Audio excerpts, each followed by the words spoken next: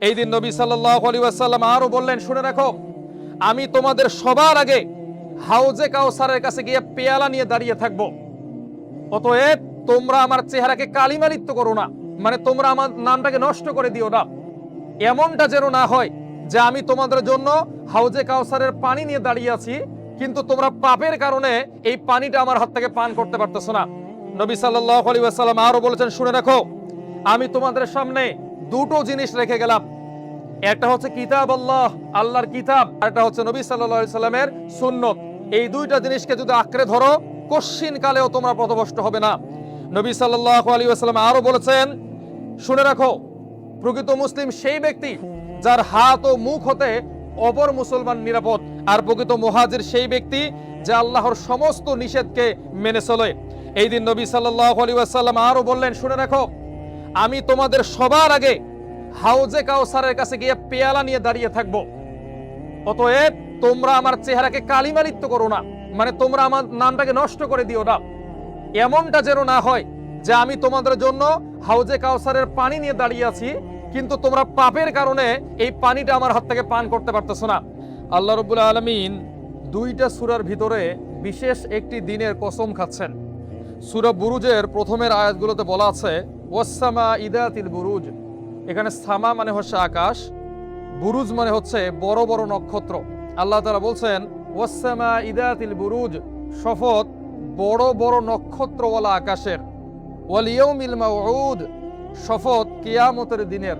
ওয়া শাহিদিন ওয়া মাশহুদ, শপথ জুমার দিনের এবং আরাফার দিনের। জুমার দিন তো আজকে, আরাফার দিন কোনটি আমরা কি জানি? কোরবানি ঈদের আগের দিনটাকে বলা হয় আরাফার দিন। এই আরাফার দিনে নবী সাল্লাল্লাহু আলাইহি ওয়াসাল্লাম জীবনের সর্বশেষ হজ করেছিলেন, এবং এই দিনে এই উম্মতকে উদ্দেশ্য করে একটা ভাষণ দিয়েছিলেন, যে ভাষণের নাম হচ্ছে বিদায় হজের ভাষণ।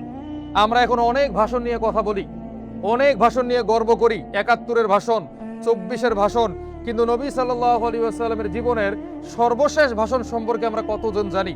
আজকে আমরা একটু আপনাদেরকে জানাবো। আল্লাহ তাআলা কোরআনের মধ্যে এই দিনটা সম্পর্কে আরো একটা জায়গায় কসম করেছেন। এটা হচ্ছে সূরা ফজরের ভিতরে। আল্লাহ তাআলা বলছে, ওয়াল ফজর, শপথ ফজরের। ওয়ালায়ালিন আশ, শপথ 10 রাতের। কোন 10 রাত? জিলহজ মাসের 10 রাত। জিলহজ মাসের প্রথম 10 রাত এবং 10 রজনীর দিনে কোরবানির দিন হয়। এই 10টা রাতের স্পেশাল গুরুত্ব আছে, এই 10টা দিনের বিশেষ রোজা আছে। ইনশাআল্লাহ এই বিষয়গুলো নিয়ে আজকে আমরা আলোচনা করব। আল্লাহ তাআলা আরো বলছেন, ওয়াশ-শাফঈ ওয়াল ওয়াতর, ওয়াশ-শাফঈ ওয়াল ওয়াতর, শপথ জোর ও বেজোরের। এখানে জোর আর বেজোর বলতে কি বোঝানো হয়েছে? জোর বলতে বোঝানো হয়েছে কোরবানির দিন, এটা 10 রাত, এটা জোর না। আর বেজোর বলতে বোঝানো হয়েছে আরাফার দিন, যেটা 9 তারিখে হয়, এটা বেজোর। তাহলে আল্লাহ রাব্বুল আলামিন দুইটা সূরার ভিতরে আরাফার দিনের কসম করেছেন। তার মানে এই আরাফার দিনটা অত্যন্ত গুরুত্বপূর্ণ আমাদের কাছে। আল্লাহ রাব্বুল আলামিন এই দিনে বিশেষ কিছু আমাদের জন্য পাঠিয়েছিলেন, বিশেষ কিছু নাজিল করেছিলেন। সেই বিষয়গুলো সম্পর্কে আজকে আমরা জানব। আল্লাহ রাব্বুল আলামিন বলেন, কেউ যদি আরাফার দিনে রোজা রাখে, কোন দিন? আরাফার দিন, কোরবানি ঈদের আগের দিন। নবী সাল্লাল্লাহু আলাইহি ওয়াসাল্লাম বলছেন, কেউ যদি আরাফার দিনে রোজা রাখে, আল্লাহ রাব্বুল আলামিন এই বান্দাকে যে পরিমাণ নেকি দান করে, যে পরিমাণ এই দিনে আল্লাহ রাব্বুল আলামিন তার বান্দাদেরকে ক্ষমা করে থাকে, অন্য কোন দিনে তার বান্দাদের উপর এত রহমও করে না, এত ক্ষমাও করে না। এই জন্য আরাফার দিনে রোজা রাখা অত্যন্ত গুরুত্বপূর্ণ। নবী সাল্লাল্লাহু আলাইহি ওয়াসাল্লাম আরো বলেছেন, কেউ যদি আরাফার দিনে একটা রোজা রাখে, অনলি একটা রোজা, নবী সাল্লাল্লাহু আলাইহি ওয়াসাল্লাম বলেন, আমি বিশ্বাস করি আল্লাহ রাব্বুল আলামিন আগের 1 বছরের গুনাহ ক্ষমা করে দিবেন এবং পরের 1 বছরের গুনাহ ক্ষমা করে দিবেন। নবী সাল্লাল্লাহু আলাইহি ওয়াসাল্লাম আরো বলেন, হযরত আয়েশা রাদিয়াল্লাহু তাআলা আনহা থেকে বর্ণিত, আরাফার দিনে রোজা রাখার সওয়াব 1000 রোজা রাখার সমান। এই জন্য এই দিনটাতে আমাদের কি করতে হবে? রোজা রাখতে হবে। নবী সাল্লাল্লাহু আলাইহি ওয়াসাল্লাম এই জিলহজ মাসের রোজা সম্পর্কে বলেছেন, হযরত আব্দুল্লাহ ইবনে আব্বাস রাদিয়াল্লাহু তাআলা থেকে বর্ণিত, নবী সাল্লাল্লাহু আলাইহি ওয়াসাল্লাম বলছেন, এই 10 দিনের ইবাদত 1000 দিনের ইবাদতের থেকে অত্যন্ত গুরুত্বপূর্ণ। কোন 10 দিন? জিলহজ মাসের 10 দিন। একজন ব্যক্তি জিজ্ঞাসা করলো, ইয়া রাসূলুল্লাহ, যারা জিহাদ করে এদের থেকেও কি বেশি সওয়াব লাভ করবে এই 10 দিন কেউ যদি রোজা রাখে? নবী সাল্লাল্লাহু আলাইহি ওয়াসাল্লাম বলছেন, হ্যাঁ, তবে ওই ব্যক্তির কথা ভিন্ন যে ব্যক্তি নিজের জীবন এবং নিজের সম্পদকে নিয়ে আল্লাহর রাস্তায় বের হয়ে গেছে, সে আর ফিরে আসতে পারে নাই, তার কথাটা ভিন্ন। ইসলামে চূড়ান্ত সর্বশ্রেষ্ঠ ইবাদত কি? জিহাদ করা। এর থেকে বড় ইবাদত পৃথিবীতে নাই। সর্বশ্রেষ্ঠ ইবাদত জিহাদ করা। আর যে ব্যক্তি এই 10 দিন রোজা রাখবে সে এই সমপরিমাণ সওয়াব লাভ করবে। নবী সাল্লাল্লাহু আলাইহি ওয়াসাল্লাম আলো বলেছেন, হযরতে ওমর রাদিয়াল্লাহু তাআলা আনহু থেকে বর্ণিত, নবী সাল্লাল্লাহু আলাইহি ওয়াসাল্লাম বলেন, এই 10 দিনের নেক আমলের চেয়ে আল্লাহর কাছে প্রিয় কোনো ইবাদত নাই। আপনি অন্য মাসে ইবাদত করলে আল্লাহর নৈকট্য অর্জন করতে পারবেন, তবে এই 10 দিন যদি ইবাদত করেন সবথেকে বেশি নেকি অর্জন করতে পারবেন। হাদিসের মধ্যে এসেছে, নবী সাল্লাল্লাহু আলাইহি ওয়াসাল্লাম বলেন, আরাফার দিনে যে পরিমাণ পাপী ব্যক্তিকে আল্লাহ তাআলা মুক্তি দেয় অন্য কোন মাসে এই পরিমাণ পাপী ব্যক্তিদেরকে আল্লাহ তাআলা মুক্তি দেয় না। নবী সাল্লাল্লাহু আলাইহি ওয়াসাল্লাম আরো বলেছেন, আরাফার দিনে কেউ যদি রোজা রাখে ক্ষমার উদ্দেশ্যে, সওয়াবের উদ্দেশ্যে, তার 2 বছরের গুনাহগুলো কাফফারা হয়ে যায়, মানে 2 বছরের গুনাহ মাফ হয়ে যায়। নবী সাল্লাল্লাহু আলাইহি ওয়াসাল্লাম আরো বলেছেন, আল্লাহর কাছে 4টি মাস সবথেকে প্রিয়। এটা কোরআনের মধ্যেও আছে, সূরা তওবার ভিতরে। 1 নাম্বার হচ্ছে মুহররম, জিলকদ, জিলহজ, আরেকটা হচ্ছে এই জিলকদ মাস। 4টা মাস, একটা হচ্ছে মুহররম, জিলহজ, জিলকদ।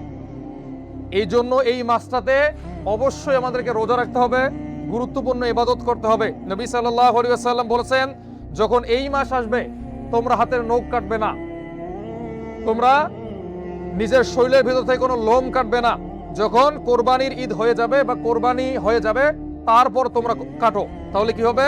যারা তোমরা কোরবানি দিতে পারো নাই, যাদের তোমাদের সমর্থ নাই, আল্লাহ রাব্বুল আলামিন এর বদৌলতে আমাদেরকে কোরবানির মতোই সওয়াব দান করবে। এই মাসের গুরুত্বপূর্ণ একটা ইবাদত হচ্ছে কি? হজ করা।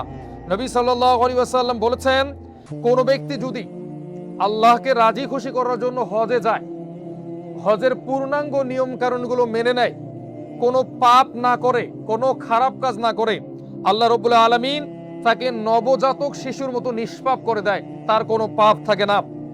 নবী সাল্লাল্লাহু আলাইহি ওয়াসাল্লাম আরো বলেছেন, তাকে জিজ্ঞাসা করা হলো, ঈমান কি আর হজ কি? হজ কি জিহাদের থেকে উত্তম? নবী সাল্লাল্লাহু আলাইহি ওয়াসাল্লাম বললেন, হজের থেকে জিহাদ উত্তম, তবে যার সামর্থ্য আছে তার জিহাদের থেকে হজ উত্তম। এই জন্য এই মাসের গুরুত্বপূর্ণ আমাদের ইবাদত হচ্ছে হজ করা, যাদের তৌফিক আছে। নবী সাল্লাল্লাহু আলাইহি ওয়াসাল্লাম এবার বিদায় হজের ভাষণে কি বলেছিলেন এই বিষয়টা বলেই আজকে আমরা আমাদের জুমার খুতবা শেষ করব। নবী সাল্লাল্লাহু আলাইহি ওয়াসাল্লাম তার জীবদ্দশায় মাত্র একটা হজ করেছেন। কয়টা হজ? মাত্র একটা হজ করেছেন। এই একটা হজ করার পরে আরাফার দিনে সমস্ত সাহাবীদেরকে তিনি একত্রিত করলেন আরাফার ময়দানে। এখন এই আরাফার দিনে হাজিরা গিয়ে একত্রিত হয় না একটা মাঠে, এই মাঠটাকে বলা হয় আরাফার মাঠ। এই মাঠেই নবী সাল্লাল্লাহু আলাইহি ওয়াসাল্লাম লক্ষ লক্ষ সাহাবীদেরকে সামনে রাখলেন। সামনে রেখে তিনি একটা উঁচু টিলার মধ্যে উঠে তার জীবনের সর্বশ্রেষ্ঠ ভাষণ দিলেন। আর এই ভাষণটা যখন হয়ে গেল, তখন আল্লাহ রাব্বুল আলামিন কোরআনের আয়াত নাজিল করলেন, আল ইয়াউমা আকমালতু লাকুম দীনাকুম ওয়া আতমামতু আলাইকুম ওয়া নি'মাতি রাদিতু লাকুমুল ইসলাম দীনা। আজকে থেকে দিন পরিপূর্ণ হয়ে গেল এবং আমি তোমাদের জন্য ধর্ম হিসেবে মনোনীত করলাম ইসলাম। মানে এই ভাষণের আগ পর্যন্ত ইসলাম কিন্তু পরিপূর্ণ হয়নি।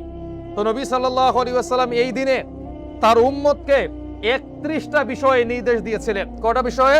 31টা বিষয়।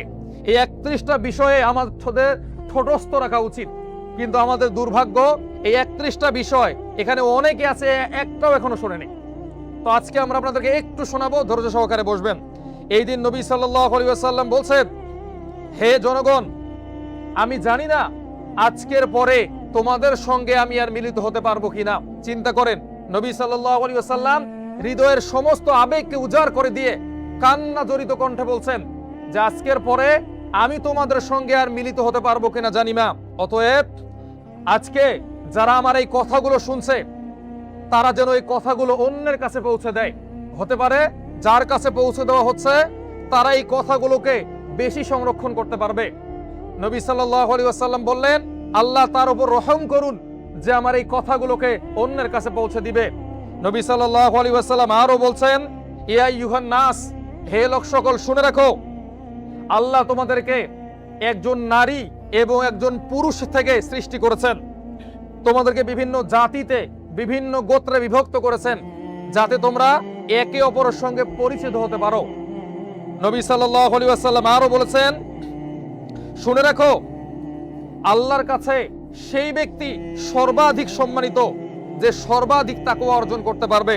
তিনি আরো বলেছেন, শুনে রাখো, আজকের পর থেকে কোনো অনারবের ওপর আরবের, কোনো আরবের ওপর অনারবের, সাদার উপরে কালোর, কালোর উপরে সাদার কোনো প্রাধান্য নাই। ইল্লাত তাকওয়া, যে যত বেশি তাকওয়াবান সে আল্লাহর কাছে তত বেশি প্রিয়। নবী সাল্লাল্লাহু আলাইহি ওয়াসাল্লাম আরো বলেছেন, শুনে রাখো, হে লোক সকল শুনে রাখো, নিশ্চয়ই আল্লাহ রাব্বুল আলামিন মুসলিমদের পরস্পরের জান, পরস্পরের সম্মান, পরস্পরের ইজ্জত একে অপরের উপর হানি করা হারাম করেছেন। আপনি চাইলেও একজন মুসলিমের সম্মানকে হরণ করতে পারবেন না, মুসলিমের ইজ্জত নিয়ে খেলা করতে পারবেন না। এটা আল্লাহ রাব্বুল আলামিন হারাম করে দিয়েছেন। তিনি বললেন, কেমন হারাম? যেমন আজকের এই দিন হারাম, আজকের এই মাস হারাম, আজকের এই শহর হারাম। তিনি আরো বললেন, শুনে রাখো, তিনটি বিষয়ে তোমাদের অন্তর যেন কখনো খেয়ানত না করে। এক নাম্বার, তোমরা যে কাজটা করবে শুধুমাত্র আল্লাহর সন্তুষ্টির জন্য করবে। দুই নাম্বার, মুসলিমদের জামাতকে তোমরা আঁকড়ে ধরে রাখবে, তোমরা মুসলিমদের কমিউনিটি থেকে বের হয়ে যাবে না। তিন নাম্বার হচ্ছে, তোমরা তোমাদের শাসক বর্গের কল্যাণ কামনা করবে। নবী সাল্লাল্লাহু আলাইহি ওয়াসাল্লাম এই দিন সূর্য ঢলে যাওয়ার পর বলছেন, হে জনগণ শুনে রাখো, নিশ্চয়ই আমি মুহাম্মদ সাল্লাল্লাহু আলাইহি ওয়াসাল্লাম জাহিলি যুগের যত কুপ্রথা আছে সমস্ত কুপ্রথাকে আমার পায়ের নিচে পিষ্ট করে গেলাম। সর্বপ্রথম আমি যার সুদ পিষ্ট করে গেলাম তিনি হচ্ছেন আমার চাচা আমার চাচা আবু তালেব। নবী সাল্লাল্লাহু আলাইহি ওয়াসাল্লাম আরো বলেছেন, শুনে রাখো, তোমরা তোমাদের মেয়েদের ব্যাপারে সতর্ক থাকবে, তোমাদের স্ত্রীদের ব্যাপারে সতর্ক থাকবে, কেননা তোমরা আল্লাহর কালেমার মাধ্যমে তাদেরকে গ্রহণ করেছো। তোমরা যা খাবে তাদেরকে তা খাওয়াবে, তোমরা যা পরিধান করবে তাদেরকে তা পরিধান করাবে। নবী সাল্লাল্লাহু আলাইহি ওয়াসাল্লাম আরো বলেছেন, শুনে রাখো, আমি তোমাদের সামনে দুটো জিনিস রেখে গেলাম, একটা হচ্ছে কিতাব আল্লাহ, আল্লাহর কিতাব, আর এটা হচ্ছে সুন্নতে নবী সাল্লাল্লাহু আলাইহি ওয়াসাল্লাম, আর এটা হচ্ছে নবী সাল্লাল্লাহু আলাইহি ওয়াসাল্লামের সুন্নত। এই দুইটা জিনিসকে যদি আঁকড়ে ধরো কশ্চিন কালেও তোমরা পথভ্রষ্ট হবে না। নবী সাল্লাল্লাহু আলাইহি ওয়াসাল্লাম আরো বলেছেন, শুনে রাখো, প্রকৃত মুসলিম সেই ব্যক্তি যার হাত ও মুখ হতে অপর মুসলমান নিরাপদ। লা ইয়ারহামুল্লাহু মান লা ইয়ারহামুন নাস। প্রকৃত মুসলিম সেই ব্যক্তি যার হাত ও মুখ হতে অপর মুসলমান নিরাপদ। আর প্রকৃত মুহাজির সেই ব্যক্তি যে আল্লাহর সমস্ত নিষেধকে মেনে চলে। এই দিন নবী সাল্লাল্লাহু আলাইহি ওয়াসাল্লাম আরো বললেন, শুনে রাখো, আমি তোমাদের সবার আগে হাউজে কাউসারের কাছে গিয়ে পেয়ালা নিয়ে দাঁড়িয়ে থাকবো। অতএব তোমরা আমার চেহারাকে কালিমালিপ্ত করো না, মানে তোমরা আমার নামটাকে নষ্ট করে দিও না। এমনটা যেন না হয় যে আমি তোমাদের জন্য হাউজে কাউসারের পানি নিয়ে দাঁড়িয়ে আছি, কিন্তু তোমরা পাপের কারণে এই পানিটা আমার হাত থেকে পান করতে পারতেছো না। তোমরা আমাকে অপমানিত করো না, তোমরা আমার চেহারাকে কালিমালিপ্ত করো না। আজকে কি তার দায়িত্ব পালন করে আমরা উম্মত হতে পেরেছি? আমরা কি এখন গ্যারান্টি দিয়ে বলতে পারবো যে নবী সাল্লাল্লাহু আলাইহি ওয়াসাল্লামের হাতের হাউজে কাউসারের পানি আমরা পান করতে পারবো?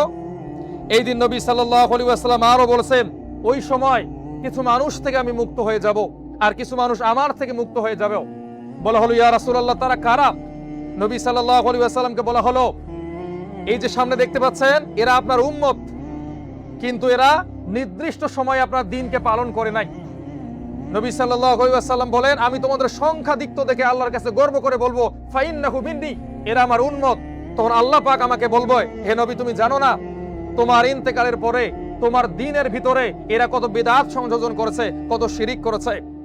নবী সাল্লাল্লাহু আলাইহি ওয়াসাল্লাম আরো বলেছেন, শুনে রাখো, প্রতি বছর প্রত্যেকটা পরিবারের জন্য একটা করে কোরবানি দেওয়ার বিধান রেখে গেলাম। নবী সাল্লাল্লাহু আলাইহি ওয়াসাল্লাম আরো বললেন, শুনে রাখো, কখনো বাবার দোষে ছেলে অপরাধী হবে না, আর ছেলের দোষে বাবা অপরাধী হবে না। নবী সাল্লাল্লাহু আলাইহি ওয়াসাল্লাম আরো বলছেন, শুনে রাখো, নিশ্চয়ই শয়তান নিরাশ হয়ে গেছে, শয়তান নিরাশ হয়ে গেছে যে মানুষ শয়তানের ইবাদত করবে। শয়তান এই বিষয়ে নিরাশ হয়নি যে মুসলিমেরা একে অপরের সঙ্গে মারামারি করবে, যুদ্ধে লিপ্ত হবে। নবী সাল্লাল্লাহু আলাইহি ওয়াসাল্লাম আরো বললেন, শুনে রাখো, সাবধান, আমার ইন্তেকালের পরে তোমরা একে অপরের গর্দান উড়িয়ে কাফের হয়ে যেও না। নবী সাল্লাল্লাহু আলাইহি ওয়াসাল্লাম আরো বলছেন, একজন মুসলিম আরেকজন মুসলিমকে গালি দিতে পারে না। কোন মুসলিম যদি আরেকজন মুসলিমকে গালি দেয়, এটা হবে ফাসিকি। আর কেউ যদি কাউকে হত্যা করে, নিশ্চয় এটা হবে একটা শিরক এবং মহাপাপ। নবী সাল্লাল্লাহু আলাইহি ওয়াসাল্লাম আরো বলেছেন, শুনে রাখো, আমার পরে আর কোনো নবী নেই এবং আমার পরে তোমরা ব্যতীত আর কোনো উম্মত নেই। আজকে যে অসংখ্য মানুষ নিজেদেরকে নবী বলে দাবি করছে, এই যে গোলাম আহমেদ কাদিয়ানীকে নবী বলে স্বীকার করছে, এরা কারা? আর এই সংখ্যা দিনে দিনে বাড়তেছে। বাংলাদেশের বিভিন্ন জায়গায় মানুষ কাদিয়ানী হয়ে যাচ্ছে। মানুষ আমাদের নবীকে বাদ দিয়ে অন্য কোন নবীকে গ্রহণ করছে। এসব বিষয়ে আমাদের চোখ কান খোলা রাখতে হবে। এই দিন নবী সাল্লাল্লাহু আলাইহি ওয়াসাল্লাম তার এই শাহাদত আঙ্গুলটা আকাশের দিকে উঁচু করলেন, উঁচু করে বললেন, হে সমস্ত জনগণ, কিয়ামতের দিনে আমার ব্যাপারে আল্লাহ তাআলা তোমাদেরকে জিজ্ঞাসা করবে, ফামা আনতুম কাইলুন, তখন তোমরা কি বলবে? তখন জনগণ বলছে, ইয়া রাসূলুল্লাহ, তখন আমরা বলবো, বাল্লাগতা রিসালাতাক, আপনি আপনার রিসালাত পালন করেছেন, ওয়াদ্দা আমানাতাক, আপনার আমানতকে পৌঁছে দিয়েছেন, ওয়ালা সাখতা উম্মাতাক, আপনার উম্মতকে নসিহত করেছেন। এরপর নবী সাল্লাল্লাহু আলাইহি ওয়াসাল্লাম তার মাথাটাকে আকাশের দিকে উঁচু করলেন, উঁচু করে বলেন, আল্লাহুম্মা ফাশহাদ, হে আল্লাহ আপনি সাক্ষী থাকেন, আল্লাহুম্মা ফাশহাদ, হে আল্লাহ আপনি সাক্ষী থাকেন, আল্লাহুম্মা ফাশহাদ, হে আল্লাহ আপনি সাক্ষী থাকেন, আমি আমার দায়িত্বকে পালন করেছি। এটাই হচ্ছে নবী সাল্লাল্লাহু আলাইহি ওয়াসাল্লামের জীবনের সর্বশ্রেষ্ঠ ভাষণ। এরপর আয়াত নাজিল হলো, আল ইয়াউমা আকমালতু লাকুম, আজকে এই দিনকে পরিপূর্ণ করা হলো, ওয়া আতমামতু আলাইকুম, আমার যত নিয়ামত ছিল সবগুলো নিয়ামত তোমাদের উপর অর্পণ করা হলো, এবং এই দিন ইসলামকে তোমাদের ধর্ম হিসাবে মনোনীত করা হলো। নবী সাল্লাল্লাহু আলাইহি ওয়াসাল্লামের এই সর্বশ্রেষ্ঠ ভাষণটা আমাদের দেশের টিভিতে প্রচার করা হয় না, কোথাও এগুলো নিয়ে আলোচনা করা হয় না, অথচ এটা ছিল পৃথিবীর মানুষের জন্য সর্বশ্রেষ্ঠ ভাষণ।